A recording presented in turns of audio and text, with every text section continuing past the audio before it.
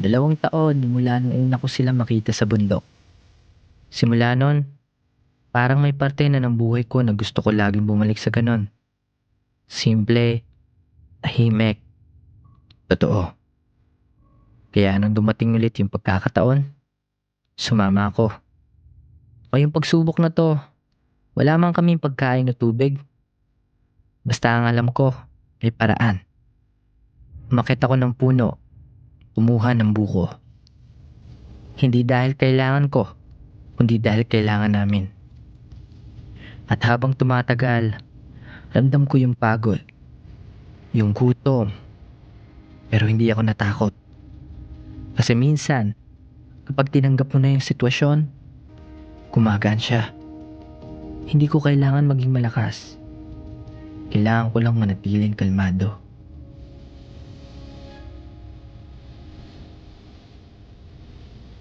Siguro ako yung pinakabata, kaya akala ko okay lang kahit di ko agad magawa. May mga bagay na naka-assign sa amin, pero hindi namin nagawa ng maayos. Yung apoy, yung paghahanap ng pagkain, parang kahit anong gawin namin, hindi gumagana. Sa una, nakakadismaya, parang gusto ko na lang isipin na hindi ko to kaya. Pero habang tumatagal, naisip ko, okay lang pala na hindi mo pa alam. Kasi doon ka mag-uumpisa. Kahit nahihirapan ako, hindi ako umalis. Hindi ako sumuko. Kasi gusto kong matuto. Gusto kong balang araw, kapag ako naman yung maaasahan, alam ko na yung gagawin. Hindi ko man nagawa ngayon, pero alam ko, hindi dito nagtatapos yun.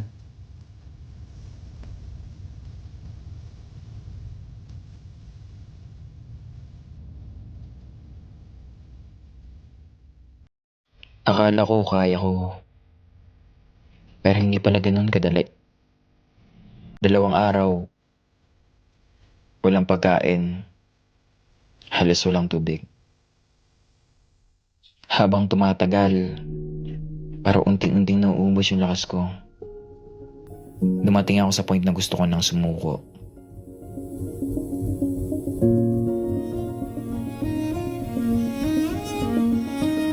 Pero nandun kami eh. Wala nang atrasan. Habang pinipilit kong bumangon, nakikita ko sila.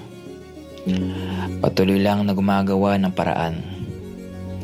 Doon ko na-realize, hindi pala pwedeng sarili mo lang ang iniisip mo. Kailangan mong lumaban, hindi lang para sa'yo, kundi para sa mga kasama mo. Unti-unting bumabalik yung lakas. Di dahil naging madali, kundi dahil pinili kong hindi tumigil.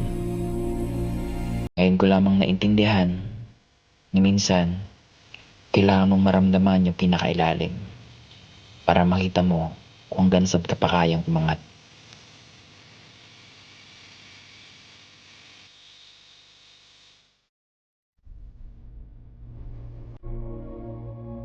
Sa grupo namin, hindi ako yung pinakamalakas.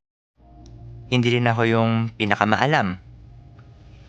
Pero ako yung laging naghahanap ng paraan. Kapag may hindi natapos, sinusubukan kong buuin. Hindi para ako yung magaling, kundi para walang masayang na effort. Siguro, yun talaga ako dito. Yung maging tulay. Tulay sa mga bagay na hindi nagdugtong. Tulay sa mga pagkakataon na parang magkakanya-kanya na.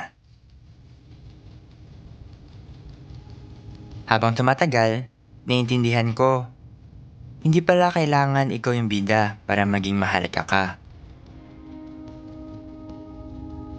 At doon ko naman nakuha yung aral sa buhay na hindi lahat kailangan ikaw ang gumawa.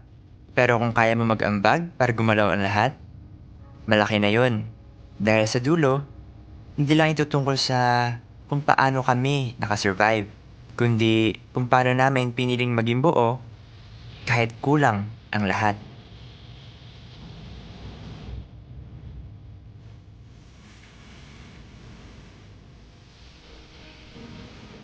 Bilang pinakamatanda, alam ko na may responsibilidad din ako. Hindi man sinasabi, pero ramdam ko. Kapag may hindi nagawa, kailangan isasalo.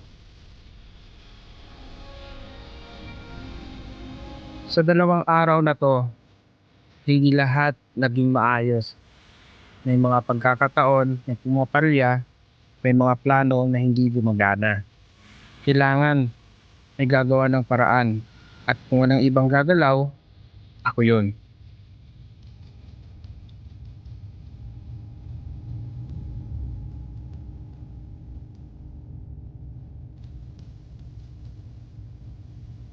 At sa araw na to, hindi namin kailangan maging perfecto.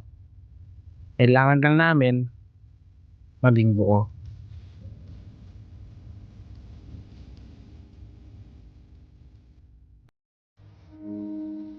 Hindi ko rin akalain na makakasama ko ulit sila. Lalo na pagkatapos lahat ng nangyari.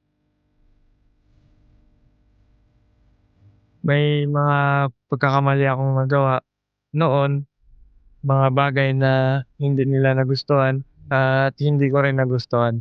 Alam ko dahilan yun para mawala ako sa grupo.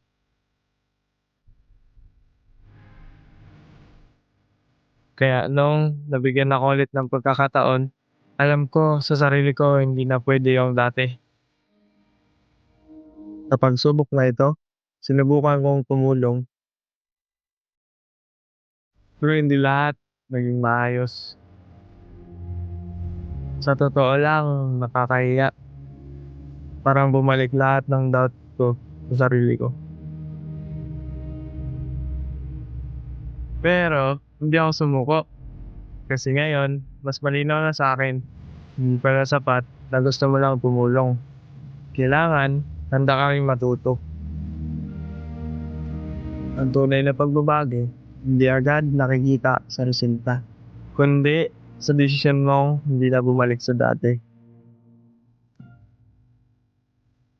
Bilang panganay, parang may automatic na expectation sa akin na dapat kaya ko, na dapat may tutulong ako, na hindi pwede ako yung bibitaw. Sa mga pagsubok na to, ramdam ko yung pressure. Yung pakiramdam na kailangan may mapatunayan ka. Kaya ginawa ko lahat ng kaya ko.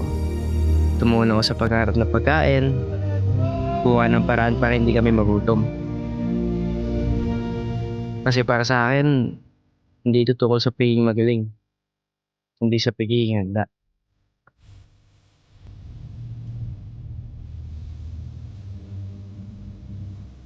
At doon ko na-realize, hindi pala kailangan maging perfecto para maging maasahan.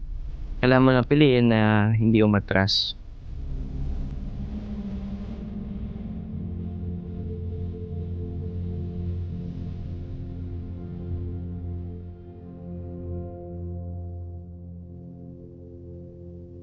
So guys, hindi kami sumuko at nangawil pa rin kami. At least, di ba, kahit pa paano. Ayan o. Yes, malaking huli! Meron na kami kakainin ngayong gabi. Tag-iisa lang. Pero at least meron. So ang grupo na nakatoka talaga para dyan ay eto. Team B. Mga Team B. Team Bagsak. So eto. Kaya alam mo na ba Nangawa si Jayo ng mga kahoy para sa Sino man gano'ng kalaki bonfire. Gano'ng kalaki kinukuha makahoy? Boy. Boy. Boy, ako mag-isa lang yung boy. Tama ba tama, Carl? Ako lang mag-isa. Yeah, sige, kung anong gusto mo. Oo na. Ito kasi importante sa amin tong apoy na to kasi kagabi, diba, bago kami matulog, dun kami sa shelter namin. Kung asan si Doming ngayon. Kung saan siya naglilipat. Yung pagising ko kanina, napuno na kami dito sa paligid ng bonfire. Yung pala kasi nilamig, naniknik, o nalamok. So, isa pala ang mindset namin kagabi. Dumikit sa apoy. Enjoy naman ang lahat, enjoy. Oo naman. Enjoy ba? Enjoy ako. Enjoy ka? Enjoy naman. Enjoy ka? Yeah! What time is it? Yeah! It's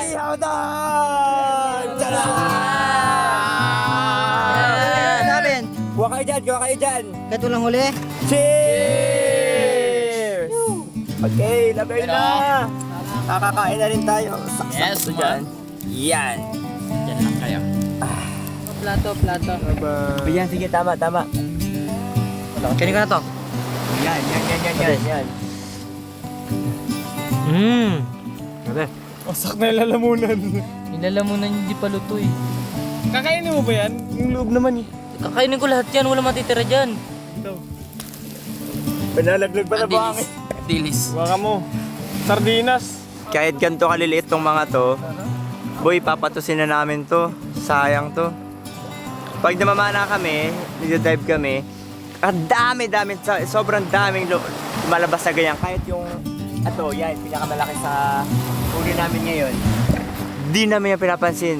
Wala ka lang ang nguli. Natulog ka pa. Sarap. Gigisingin ka na lang ako kakain. Angas mo. Sa inyo nakatoka pero wala kayong kahit isa. Pero at least may kawil tayo. Di ba? Yun yung Atin ang galing. Okay. Nakapag-provide pa din. Okay. Tan, Ah. tanong ako.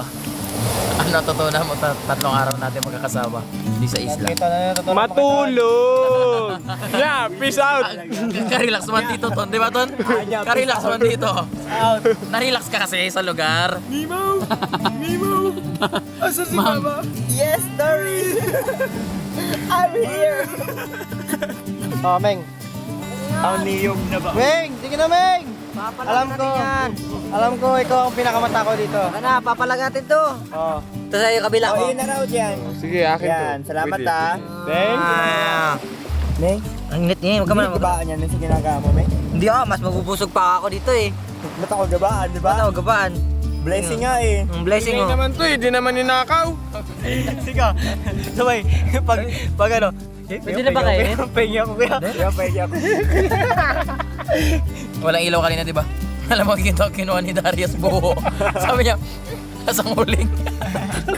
Napaso nga ako. Panahon na para mahati ka.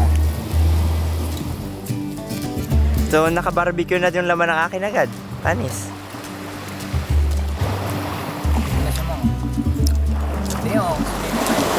Sarap. Ayun o.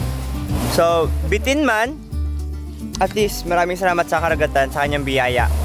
Pinagbigyan niya pa rin kami. Di ba? Yes! 1, 2, 3, go! Hey! Hey! Hey! Hey! Hey! Hey! Hey! Hey! Hey! Hey! Wala na, bagsak na talaga yung iba. Guys, may paparating! Dalawa!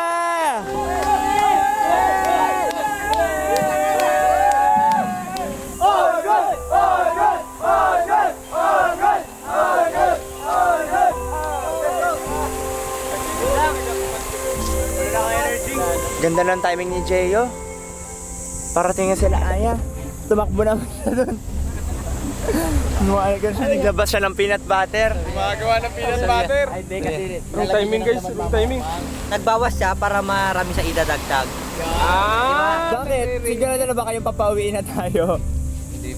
Patay tayo. Mang, kainin mo na tayo. Kaya muna bago sabak. Ang pagkain kasi pinaghihirapan natin dyan to, hindi yan binibigay lang basta. Kagabi, nag-effort tayo, di ba? Oh, nagkaroon tayo, di ba? Kung mas mag-effort ka pa, mas magkakaroon ka pa. Nag-effort ka ba? Ay, effort ka ba? Nag-effort ka ba? Tinulugan mo lang ang tinulugan eh. Saksak ko sa'yo to. Porque tinakain niyo ako, bugbugin niyo ako. Bagdit! May karapatan na kayong bugbugin ako. Oy, ano yung hawak mo? Urida! Oy! Oy, dali! Tulungan nyo! Sala! Sala! Okay, Jay! Sala! Amin na! Wala ka! Sige, inom na lang ako. Go! Yes! Ay! Ino na magila mo? Sarap. Ay, depressing sa mukha. Ito na yung tubig. Ito na yung tubig na malamig ko. Hindi siya mamigil. Wala, makikinom ka na lang. Sarap, boss! Na-appreciate nyo lalo yung life ngayon, pare. Kamusta kayo? Okay pa naman, boss. Buhay pa. Humihina ng tibok. Ganda ng tsinelas mo, Jo, ah. Ganda eh kay Roman. Ano na? Ayos ah. Sabi sa inyo, matututo kayo mabuhay dito eh. Kamusta na? Ba't puro buhangin mukha nyo? Natulog. At saan ang tulugan nyo? Patingin ako. Sa aming bungalow? Ito lang yung aming nakayanan. Talaga nakayanan namin. Welcome sa aming bungalow. Nag-enjoy naman ba kayo? Yes! Boss, tanongin mo boss. Enjoy ka? Enjoy sa matulog! Tinulog mo lang? O, buti nakagawain kayo ng apoy. Thank you kay Kuya Roman. Tulog na kami kakantay. Paano higa nyo? Sample nga, patingin nga ako, paano? Oh, higa. Ganyan lang, as in? Ganyan lang. Hindi kayo gumawa ng paraan? Paano sa pen? Nagatong na namin yung sabi. Ginatong na na. First day yan, di ba? Second day. Oh, no second day. Anong kwarto natin yung second day? Second day. Ganyan. Yan kayo lahat. Ganyan. Picturean ko kayo. Wala yata kayo memories sa picture dito eh. Wala. Isa pa. So ano? Isang gabi pa? Nakamoy na ako pinag-butterboy. So paano? Pull out tayo?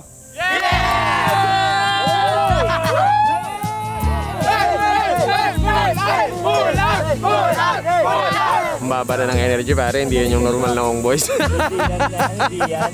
Let's go! Ganun-ganun na nga lang at lahat ng nangyari, isa na uli siyang alaala na habang buhay naming babalik-balikan. Nakalapag na kami ngayon dito sa Coron. At taas na inakyat namin. Another challenge ba? Pataas, another challenge. Wala na to sa pinag-usapan namin ni Anya na nasa plano ko. Wala na? Mukhang papagurin niya na naman kami. Wala pa ang sapat na pagkain. Paakyat na naman. Ano bang gusto mo mangyari sa amin? Di ba humingi ka nga ng tulong sa akin? Yan yung huling tulong na binigyan mo sa akin, hindi yung tulong. Ay, hindi ba tulong yon? Tulong ba yun? Sakto lang. Hindi, tulong yan sa inner soul. Sa likod ng pinto na ito may bagong pangsubok na naman. Parang enough na kami sa pagsubok. Enough na ba? Akala ko Yes. gusto mo challenge. No. Ayaw mo Hindi naman. enough. Ha? Tama na. Oh, sure ka? Yes. Oh, ready na ba lahat? Ready? Pero ito susuko na raw. Naglag ako. Last na raw. Joke lang. Last na daw. Ngayon, ready. Joke lang yun, siyempre. Joke lang. So, ibig sabihin, huling sama natin kay Tonix. Yes, so next time. Dapat pala meron tayong despedida. Okay, despedida na rin pala to, despedida. Yes, dapat may despedida kami para sa'yo. Last supper? Grasshopper. Grasshopper. Talon-talon. 3, and...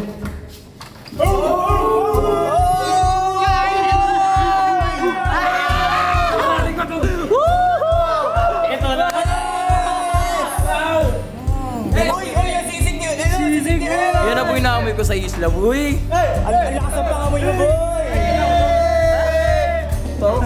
Sinigang ni Kuya Roman.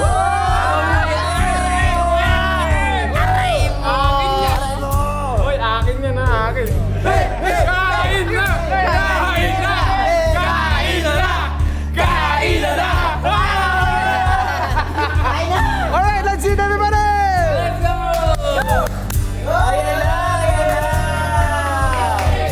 Hey! Huli niya! Ano? Tingnan mo! Solid!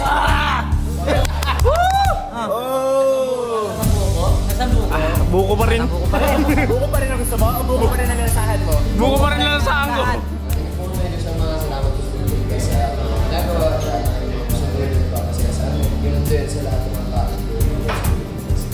Salamat Diyos sa mga sa ngalan ni Jesus.